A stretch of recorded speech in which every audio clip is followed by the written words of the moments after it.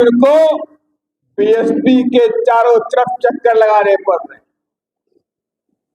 वो बीएसपी के बारे में बात कर रहे हैं कि बीएसपी काश हमारे पास आ जाए तो हम मोदी को हरा देंगे, बीएसपी आ जाए तो हम जीत जाएंगे, बीएसपी आ जाए तो हम ऐसा कर देंगे।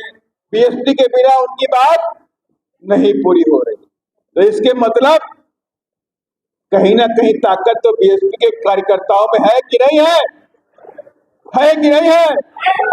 जब ये कार्यकर्ताओं की ताकत है तभी कांग्रेस जैसी पार्टी जिनकी सरकारें हैं वो भी तुम्हारे दरवाजे पर फोन करती रहती है कि काश बहन जी हमारा फोन उठा ले, काश बहन जी से हमारी बात हो जाए। और आप अपने आप को कमजोर मत समझिए। हम बाबा साहब के मानने वाले लोग हैं, मानव श्री कांतिलाल साहब के सिपाही हैं, आदरणीय बहन जी के सिपाही हैं, उस शेरनी पहना के सिपाही है। अकेले लड़ेंगे भी और अकेले जीतेंगे भी, किसी के सहारे की जरूरत नहीं है। और ये यकीन है, यकीन मानिए पूरा देश जानता है कि अगर कोई मोदी को हरा सकता है, कोई बीजेपी को हरा सकता है, तो पूरे देश में बहुजन समाज पार्टी के कार्यकर्ता बीजेपी को रोक सकते हैं। और आज पूरा देश आपकी तरफ देख रहा है, पूरा देश आपकी तरफ देख रहा है। पूरे देश के गरीब लोग होपफुली आपकी तरफ देख रहे हैं।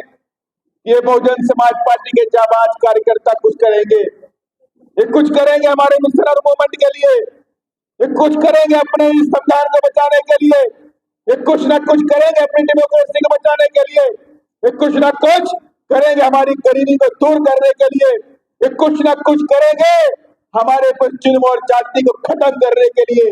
तो आप एक साधारण कार्यकर्ता नहीं है, आप इस मूवमेंट और मिशन के जाबाज सिपाही हैं। और सिपाही का काम होता है जंग को फतेह करना या शहीद हो जाना। यही दो बातें सीखता है सिपाही, इसके अलावा पीछे हटने की बात नहीं सोचता। सिपाही कभी जंग मैदान से पीछे नहीं हटता। कभी हटता है क्या?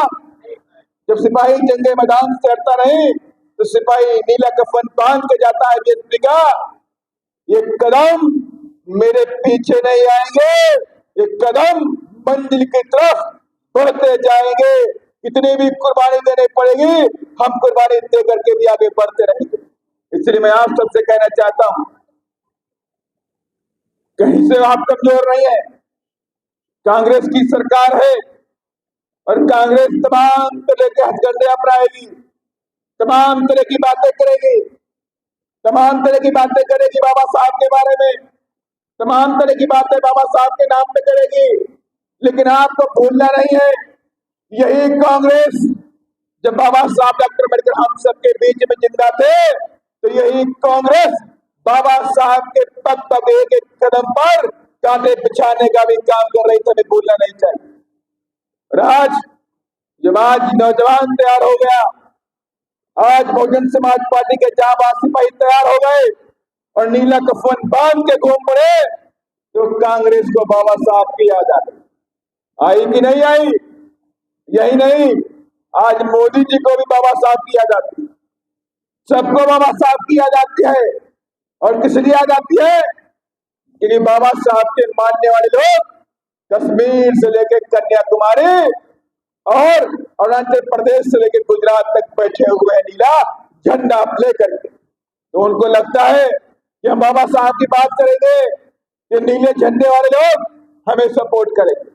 लेकिन मैं उनसे कहना चाहता हूं कि बहुजन समाज के लोग, ये कैडराइज लोग हैं, ये बहुजन समाज पार्टी के जाबाज सिपाही, ये कैडराइज सिपाही है, ये सर कटा देगा लेकिन आपके सामने झुकने का काम कदापि नहीं करेगा।